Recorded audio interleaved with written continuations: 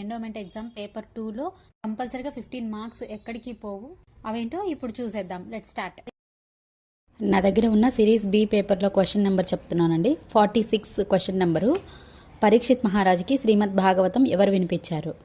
Answer వచ్చేసి సుఖమహర్షి. Question number 54. అర్జునుడు శ్రీ మహాదేవుని నుండి పొందిన ప్రత్యేక ఆయుధం ఏది? ఆప్షన్ 4 పాశుపతాస్త్రం. Question number 61. గంగను భూమిపైకి తెచ్చింది ఎవరు? ఆప్షన్ 1 భగీరథుడు. Question number 72. రామాయణంలో సీతాపహరణం జరిగినట్లు ప్రసిద్ధమైన వనవాస కాలానికి సంబంధించిన ప్రదేశం ఏది? Option 1 Panchavati. Correct answer. Question number 102. 102. ఇంద్రసభలో ఊర్వశి కోరికను తిరస్కరించినందుకు అర్జునుడు ఏ శాపమును అనుభవించెను? ఆప్షన్ 4 1 సంవత్సరం పాటు నపుంసకుడిగా జీవించుట అనేది కరెక్ట్ ఆన్సర్. క్వశ్చన్ నెంబర్ 101 అండి. యుద్ధం తర్వాత కౌరవ పక్షంలో జీవించిన మిగిలిన ఏకైక యోధుడు ఎవరు? ఆన్సర్ వచ్చేసి అశ్వత్థామ.